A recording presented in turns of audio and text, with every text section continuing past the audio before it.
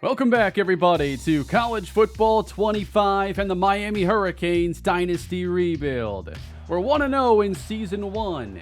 We opened the season with a dominant win over Florida, and Jacoby George, the senior receiver, was named ACC Offensive Player of the Week.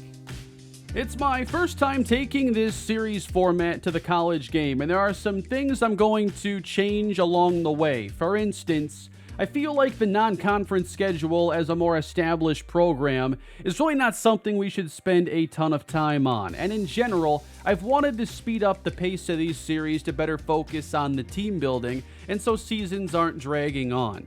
I always meant for this series format to be a very different one from what you'll see on my main channel, where I can focus more on long-term team development. And I want to get back to that with this series. We're taking on the vaunted Pandas, who have taken out many a College Football 25 player already. But of course, we're focused on the recruiting trail.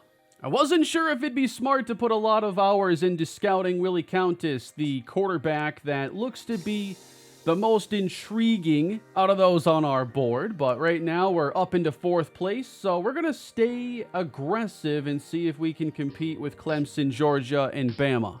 We're doing really well for the best defensive end, though, Cam Dozier, and there really isn't a whole lot more I can do for some of these players. From one week to the next, it's going to basically keep up the actions you had from the week prior. So think about like NCAA 14 and putting points into players and how those would maintain from one week to the next.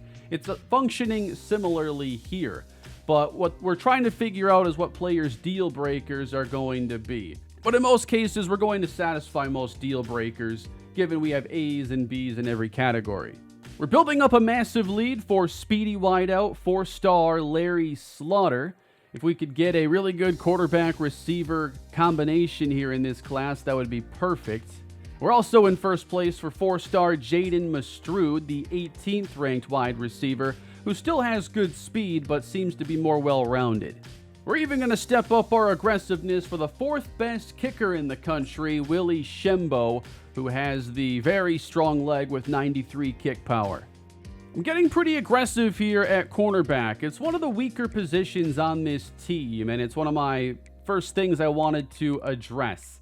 We do have 1 senior, 3 juniors, only 3 underclassmen, so I could see this secondary being a little bit of a problem early in this series, especially considering we only have a couple players who have even hit 80 overall. Let's do some scouting here. Damian Rawlings, 90 speed. We know we like that at linebacker. 70 zone coverage right away. We got ourselves a 4-star gem. 86 tackle, 90 speed. Now that is a cornerstone player. He gets the scholarship immediately. So in a lot of these dynasties, you're probably going to see a lot of people focus heavily on the recruiting side of things. I don't think most are playing with a team quite as good as Miami right now, but Boogie Turner was brought in to maximize this roster. So I really want to focus on the motivator side of things. The tactician tree has some interesting abilities as well. We don't have that unlocked yet. So I'm going to put 5 into this passing game tier 2. This is going to allow our quarterbacks to stay hot through timeouts, quarter change, and just try to maximize their play throughout the game.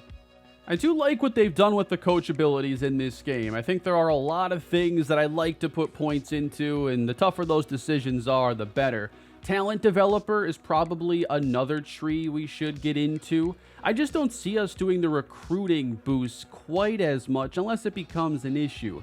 But there's, once you invest the points, a lot of upgrades for progressing your players faster when they're not even starting or lower rated, and the starting players can get more experience. Like, there's so many ways you can try to influence getting your players better. Even in the architect side of things, you can do additional XP for the in-game goals or a chance to raise their skill cap. I'm not sure I want to put too many points into Motivator right now at this point in the season, just because Tier 1 cannot even help us out right now. So I think I'm going to go ahead and purchase the Tactician tree and start to work on that a little bit with maybe the mobile quarterback ratings boost for throw on the run, change of direction. So not the experts Pandas are looking for another upset. They've taken down many a strong foe already. let's continue our non-conference schedule. If you're enjoying this series so far, please subscribe to the channel if you haven't done so already.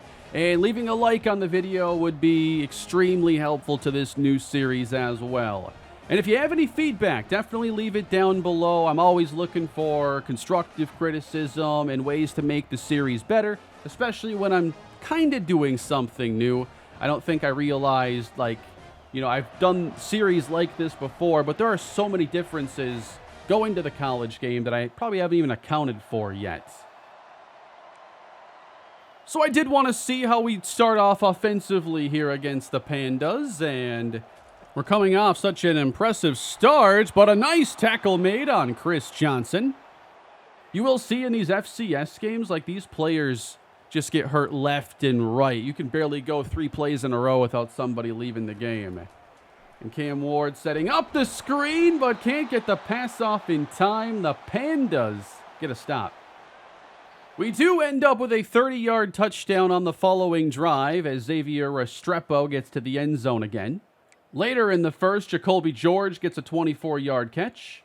Isaiah Horton caps it off with a score. Jumping ahead, third quarter, Miami up 21-10. One thing I know about college football, especially that first loss for a big program is a big deal. It's kind of like, all right, maybe we're obviously not going undefeated. When you get that first loss early, it's like, well, cross them off for the national title. And obviously things are different now with the playoff. I'm sure with 12 teams, you'll be seeing 2, 3, maybe 4 lost teams make it in. But I don't want to simulate sim to next week early in the year and have a loss kind of be shown that way. I will be doing a lot of these games where I'm super simming and looking to see if there is a possible upset opportunity, because if there is, I want to watch the end of that game. And I think in general, you're going to see much more of the schedule in these series when we're watching games be more of the second half end of game sequences and less of the full game, unless it's truly a big matchup or really warrants that focus. What is he doing? Where is the defense? Come on, guys.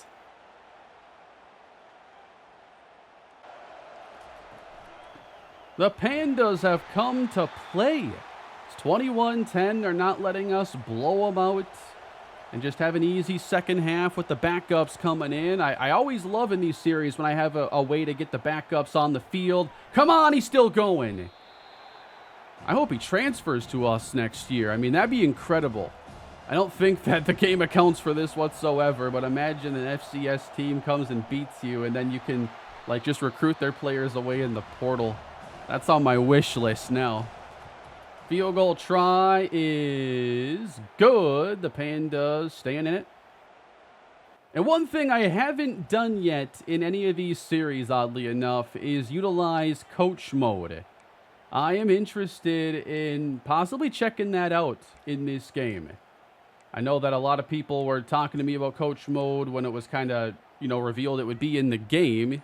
Not really a new feature, but made me think that a lot of people want to see it. So essentially here, I am not controlling Cam Ward. I don't know how to prove that, but I have activated coach mode at the main menu. So when I snap the ball, if I don't take over control, then the CPU is going to control everything.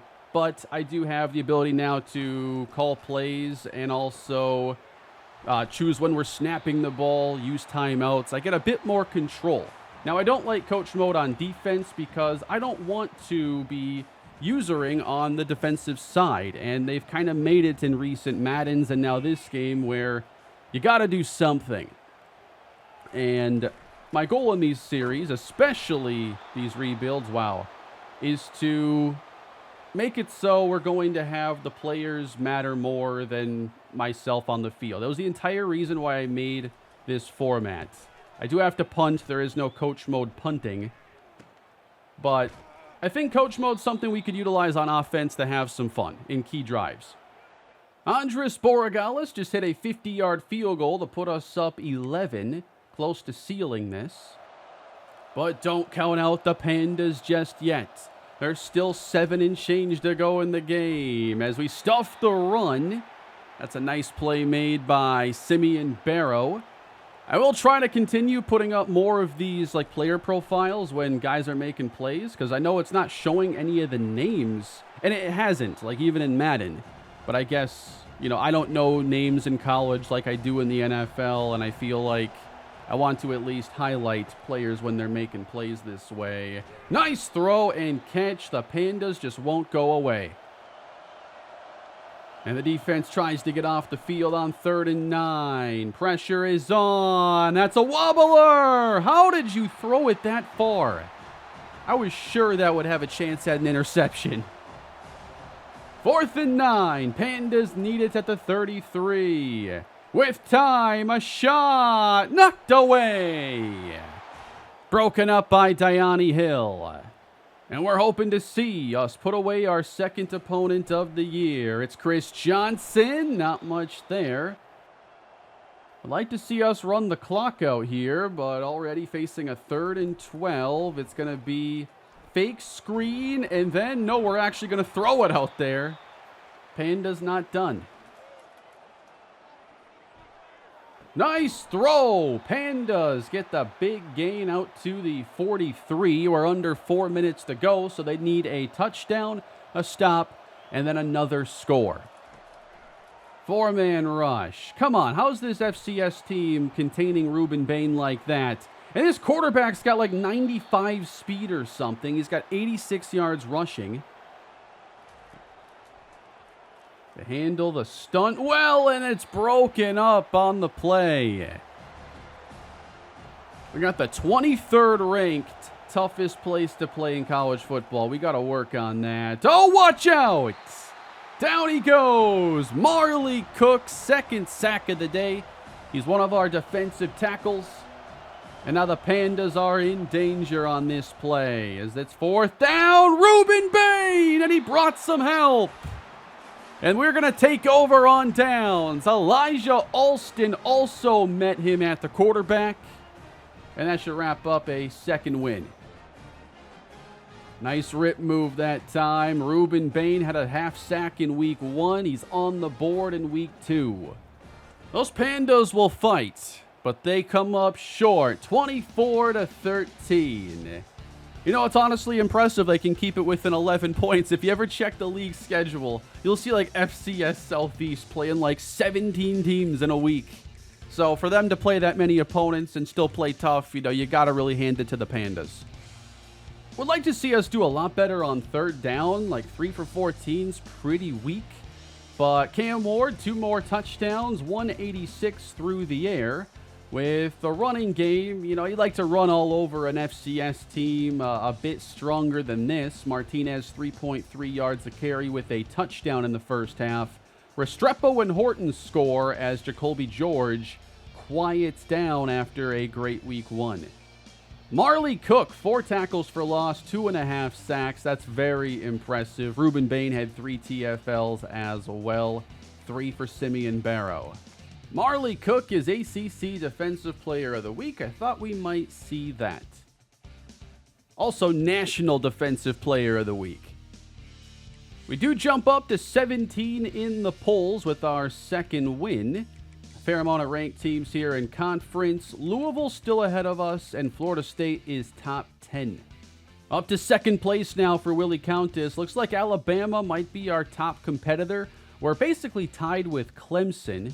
So early in the season, it's just kind of simple, it seems, here. We're trying to get players to narrow it down to their top 8 and then their top 5, and eventually it opens up different pitches that we can give players. So Cam Dozier, definitely one of the top players I'd like to bring in.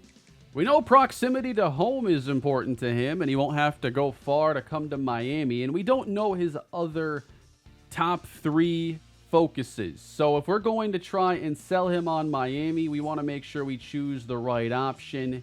Oh, I see. I need to drop how much I'm spending here. I can only spend $60 a week on him right now, so we'll do the soft sell. I'm going to go with this pitch here that focuses on playing style, pro potential, proximity to home, and maybe perhaps more of those are in his focuses.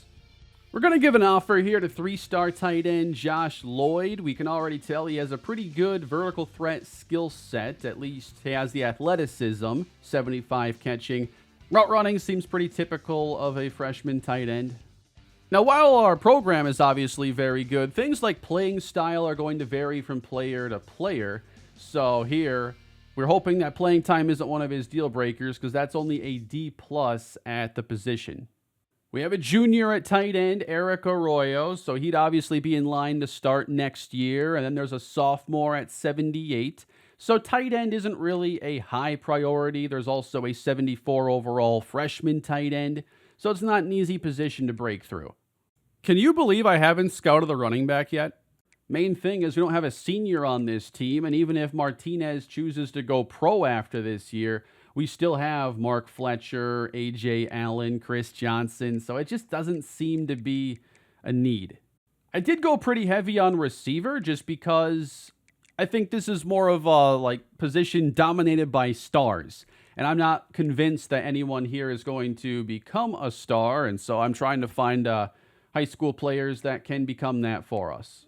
One spot I'm not quite sure about here is at quarterback. I'm going pretty aggressively for 2 of the top 5 quarterbacks, and we're in second place. I feel like I have to go for both right now because if I lose out on one, I don't want to have to work super hard afterwards to make up lost time, and plus we have to stay in, top 8 and then top 5. But at least we have the resources here to go after both, knowing we might get one or neither.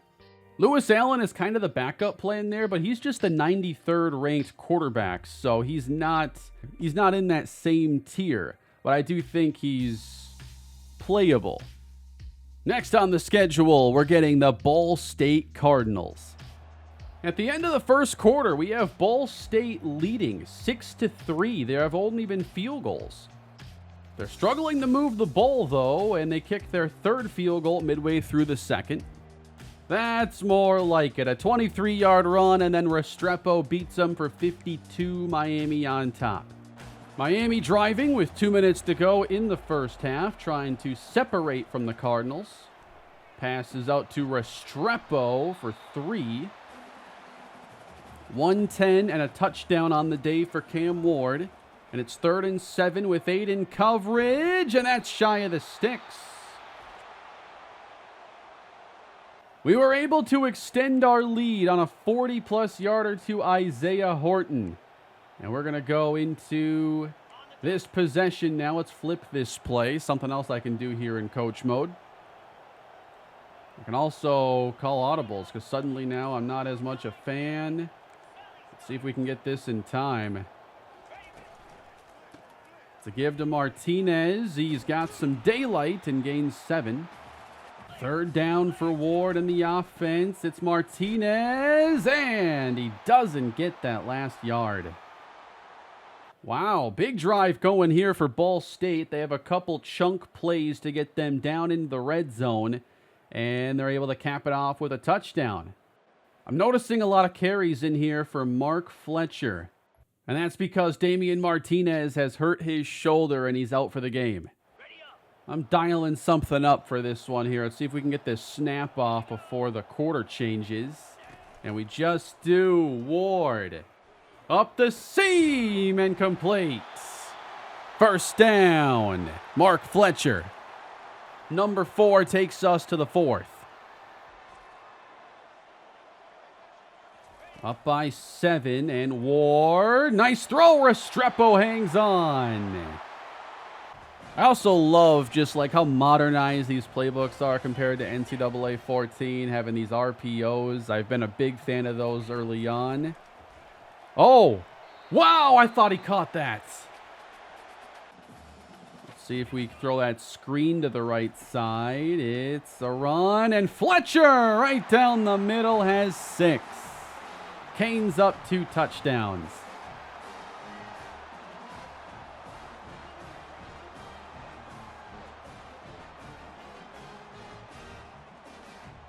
And we're back for more on the next possession, and the Canes are blowing them out now. Intercepted Diani Hill, that's a takeaway, and Jacoby George will score. Miami moves to 3-0 with their 3rd non-conference win, 44-23 over Ball State. Big day, too, for Cam Ward. 318 through the air, 3 touchdowns. Been taking care of the football really well, too. Very good stat line, nothing to complain about there. And then with Martinez getting hurt, he was having a pretty good day, but Fletcher picked up where he left off and had 2 touchdowns and ran for 9.1 a carry. So for some reason, the Pandas were able to hold our run game in check. It looked like a mediocre NFL days stat line, and now we're back to an explosive ground game. George with 10 catches, 91 yards, and a score as he, Horton, and Restrepo all find the end zone. No sack in this game for Ruben Bain, but Simeon Barrow had one of the most impressive stat lines. A lot of players getting to their top 3 schools now in recruiting. Another Defensive Player of the Week performance. That's our second to the episode. Florida State up to number 7, Louisville 13, Miami 15. So it just seems the ACC teams just keep on rising. Very few losses here towards the top of the standings. I've noticed Florida State's already played 2 conference opponents. Okay, that was Georgia Tech in the opener, and then BC. Kind of weird. Then they get into Memphis, and now Cal's in the ACC, so that's a conference game. This is so weird. We play them later in week 9. I don't know how I feel about this one. Alabama is way in front. I feel pretty good about us being top 3, but UNC is now picking up some steam behind us. And then you got Georgia, who's suddenly more into the mix for Cam Dozier, and visits are being scheduled now. I've got to free up some points so I can get our visit there on the board. So he's going to go to Georgia week 7, Florida week 8. Week 9's the FSU game. I mean, that would be huge if we do well. Duke would be the week after if we want to play it safer. I mean, Duke's 3-0. They've been better in recent years. Or we could go earlier. Okay, it has to do with the tier of opponents. You don't get that much for a Duke win. I guess all of these have similar loss downside, so I might as well chase the winning upside with the FSU game. A family visit, that's right. You're going to be close to home. Your family can come watch you play every Saturday. You don't want to be stuck going to Georgia. I didn't even realize that Fort Lauderdale's 30 miles away from Miami, so it's right in his backyard. Clemson's making a hard push here for Adrian Teague. Then it doesn't seem anybody is really all that aggressive right now for David Kinoy. We're all kind of just waiting around, and there's things I like about his game. Very accurate, and that throw under pressure just stares me in the face as a big concern. I know we have good offensive linemen. We should continue to recruit good offensive linemen, but you're going to face pressure, and he doesn't have much mobility either, and his arm's only average. I just don't know that he's going to be a high-level quarterback, and that's kind of what we're pursuing here. Oh, we got locked out by somebody. Okay, we didn't stay in the top 3 for Tyler Costanzo. He's off the board. I'm noticing a lot of stuff change week to week on these players. It's not everybody. There seems to be teams coming out of nowhere in some of these battles. So far, I have to say I'm really enjoying the recruiting, even though I'm not all that far. We have jumped to the top for Willie Shembo. We're the only team to offer. That put us above everybody. I don't know why other teams wouldn't be offering him. And then Damian Rawlings. I know I should probably boost what we're doing here because he's one of the most interesting players I've found today. UCF wants Josh Lloyd. He's the vertical threat tight end. I wouldn't mind developing. Also wouldn't be heartbroken if we lose this one. But we got to move Rawlings towards the top so I don't forget about this one. I also don't have many spots available on the board to scout new players, so I'm going to start just, not recruiting a handful of these guys. Seems like Frederick Francis is about to make a decision here and go to Louisville, so that's one we can probably get out of. I know I've kind of spread my points a little thin here early on. I'm going to try to dial it back on some of these prospects, especially when they're not getting offers from other schools. We haven't even offered the Tyreek Teague yet. I do have interest in him as a blocking tight end. All right, we can't lose on a 3-star gem safety here to FIU. I want Deontay Witherspoon as well. So right now I'm really intrigued with, obviously, a lot of these players, but defensively, I think we found a couple guys who could be like really big stars. Witherspoon might be one of those guys. And then, obviously, Damian Rawlings, the 4-star. Wrapping up non-conference play now. Miami takes on South Florida. And it's also our first time playing on the road this year. I am still wanting to see how big of an advantage like home field can be. Does that translate at all into simulating? I've always wondered if there's some like home team bias in the sim engine. But I haven't done any long-term tracking to really have an opinion either way. But Miami takes on the Bulls.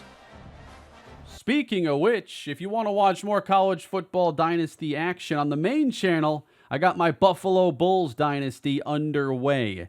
And that's going to be more of a traditional series where I do play every game myself. It's going to be slower paced, a little more, week to week oriented. Whereas this series is meant to move at a faster pace. They're very different experiences. Check it out if you want to.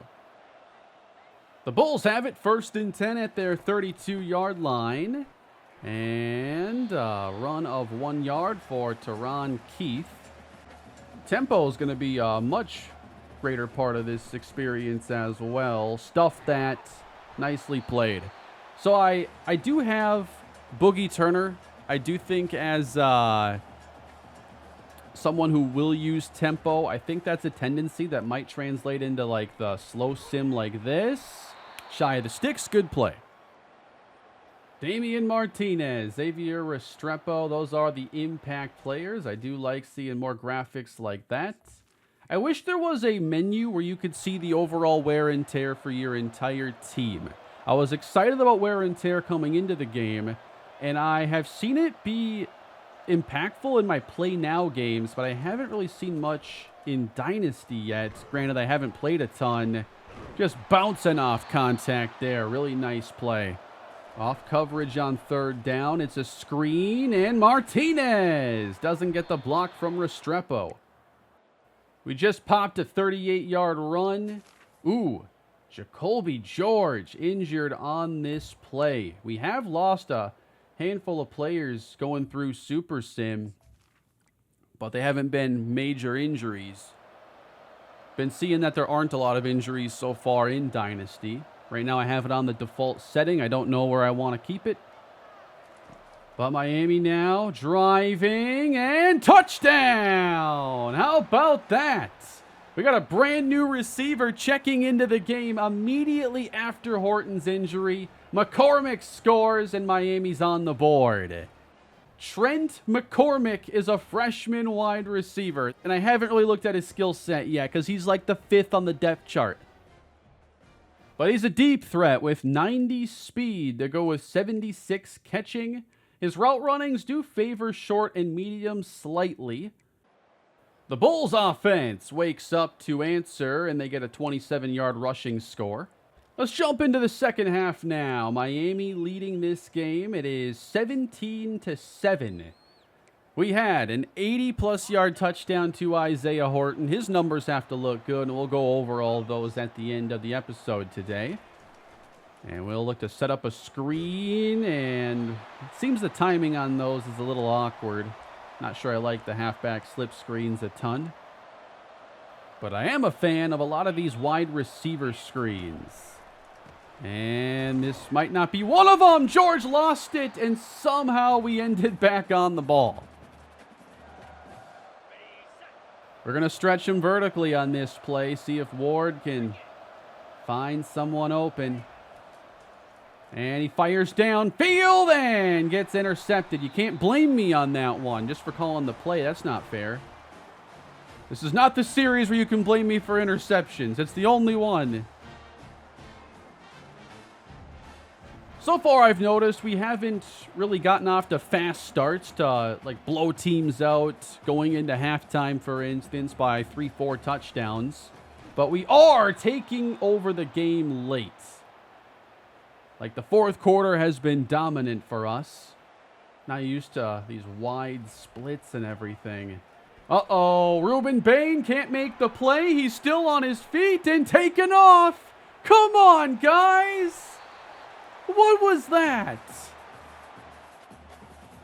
It's just so much different than NFL football, the way they spread the field. Intercepted. Dante Langston turning that back the other way, and the Hurricanes take over. Nice job undercutting that pass. But the wide splits and like having more 4-receiver sets really is a change of pace, as I am used to more defenders being in the box. So like half the time when I'm playing, I'm like looking at 5 defenders in the box and I'm audibling to inside zone. You know, it's basically like 5-on-5 there for a lot of that, and I like that matchup. It's just a different game. Second down, wide open, and turning it up is the tight end, Elijah Arroyo. We go to third down for Miami. Ward has time. It's running out, and he's forced to check it down. Incomplete. Nearly blocked, and they've been hitting the punter. I've seen that a handful of times and a few close calls as well. Yet to see a blocked punt or field goal, though. Spreading out the defense, Chris Johnson, the speedster, is slot at the top of the screen. And he's coming across, getting the flip, and gets a yard. I always love these playbooks, though. There's just so many plays that have the big play potential, and they're just fun to run. They've been fun to run for years in college football. And it's like now I look at these playbooks after playing a lot of Madden for so many years, and it just seems to be a lot more exciting. Defenses feel like they have a hold on the game right now. We're not seeing a lot of first downs or big plays. Bulls have it at the 45. They'll look to go downfield, and that's wide open. Down to the 24-yard line. Back to pass, under pressure, come on. I've seen so many quarterbacks escape pressure in this game. That's another thing that I think differs from Madden. There's more escapability here and more broken tackles. We do force fourth down, and the Bulls are going to keep the offense out there. A lot of aggressiveness in these situations. I like seeing it. Miami trying to get off the field, and stuffed. Canes ball. Pretty happy with the defensive performance here. We're more of an offensive team, so for them to play this well, things are clicking. Late third now. Johnson in motion again. Always trying to get him in space, and he finds some, and a gain of 9. Martinez back in the game. He's going to try to sweep this. I don't know. These sweeps and the outside zone runs just haven't really worked. Kind of like to attack them a little more inside. Caught. First down to Horton. Martinez. Well, we run inside zone, and those defensive tackles get off blocks so much better in this game. They have a lot more of an impact, and I think it was a necessity when you're looking at, you know, there aren't a lot of guys behind them on a lot of these plays. So unless you want a run game that's impossible to stop, the defensive tackles have to put up more of a battle. Whereas I think in Madden, it's a struggle getting those guys to make tackles. Usually they're just getting in the way. Here's Martinez with a better gain. Probably 4-down territory here. But we should just convert here. It's a lot easier. 3rd and 2. Fake it to Johnson. Lobbed up out of bounds. And no, not 4-down territory. So up 10. Bulls staying in this. And this punt is out of bounds at the 24. That's a very short punt. Hand off. And a nice move there and accelerating at the right time. They can get through some tight spaces in this game. Nice play. That spin move didn't work. Francisco Mauigoa on the tackle. We're showing pressure here. Double A gap on 3rd down. I'm guessing we're dropping out of that. And we do. Oh boy, that's trouble. These screens are a mess. That's going to be returnable here. Upfield. Lost the ball. Wow, our fumble luck is good today. Nice throw. They're making pretty good RPO decisions. That's pretty critical in this game. 3rd and 1, and on time. Like what I see from Cam Ward. Throws decisively to the right guy, has a good arm. Now on the outside, turning up Arroyo for 5 as Ward goes over 300 again. And that's just easy on the outside like that. You know, that's the one thing. I know defenses in college football typically aren't great, but these like 7-8 yard cushions on short yardage, they'll never make sense to me. We're running good clock on this drive. Close to 5 minutes have come off. And now 3rd and 5. Ward needs the 28. Has time. Fires complete. Caught by Horton. Cam on 2nd down. Goes Arroyo's way. This is so slow and methodical, but we keep getting 3rd down conversions. Now they're going to actually get into the receiver's faces a bit more. And Ward has the open man. Xavier Restrepo. Again, it takes us a little while. Like, we let teams hang around, and then we pull away in the 4th quarter. Nice route. It's hard to get that much separation in routes in this game, but Restrepo has some of the best route running. So that gives us a 3-score lead with 4 minutes to play. Ruben Bain has sacks in 3 of the 4 first games of the series. The Bulls do get a touchdown, and that's your ball game. And the non-conference schedule as well. As expected, Miami goes 4-0. So these games were relatively comfortable wins for us, as they should have been. But now the ACC schedule is going to begin. We're going to have, I think, Virginia Tech up first. We won't wait long to face Florida State. This is when the season really gets underway. Even with the interception, very strong day from Cam Ward, 350 and 3 touchdowns. The running game really focused on Martinez in this game. He goes 19 for 84. Run game looks all right, not as good as our passing game, where Isaiah Horton seems to have a big play every week. Restrepo is going to be someone you can feed targets to. And we even got to see Trent McCormick come in for a big-time score. Leveling up Boogie Turner, we'll get some more coach points that we'll spend for next episode. And we see Josh Lloyd has now committed to UCF. So that's one of the first players to make a decision in this series. And we're up to number 10. Florida State lost a game, so now they're down to 14. Louisville 9, NC State 18. FSU upset by Cal. First year in the ACC. Cal is now 3-1. Maybe they'll be ranked soon. They've definitely had a tougher schedule than us. We haven't even faced a conference opponent yet. We are Florida's only loss, so that looks a little more quality for us. But we're going to see us take on Virginia Tech in a rivalry matchup next episode. We've got Cal, who already beat FSU, so maybe that one's going to be tough. Number 9 Louisville, number 14 FSU. This is really going to be the meat of our schedule now, these next 4 games. Wow, we're falling down even further for Willie Countess. This is not good. Dozier, we're in 3rd. What? We just fell down 2 spots. And he's going to have those SEC visits. Wow.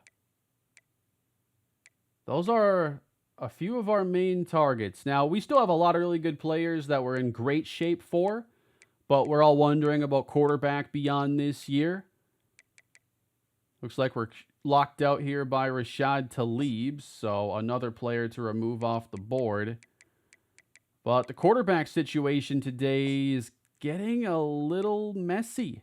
I might have to add a couple more to the board and make sure we have more scouting done. But I've already scouted a lot of these 3-star guys, and I've removed them off the board because I like Lewis Allen more than them, and he was a gem. Pat Kreipelwitz doesn't have any offers. We're in 7th, but if he's not getting offers, then it might be a little easier to join the battle on some of these other players. So we'll have to explore more of that quarterback recruiting next episode. But before we end today's video, we're going to check out the numbers. Cam Ward, 10 touchdowns, 1 interception. Really good non-conference start for him. Really can't ask for anything more. Now, the run game, to me, has been a little underwhelming. Only 4.1 a carry for Damian Martinez against teams you'd expect us to run the ball easier against. In the air, Xavier Restrepo leads us at 23 catches. He has just 3 yards more than Isaiah Horton, who's averaging 20 yards a reception with 3 touchdowns. Jacoby George has 309 with 3 scores. Then Elijah Arroyo, Chris Johnson are also getting some receptions as well. And on defense, Francisco Mauigoa leads us in tackles.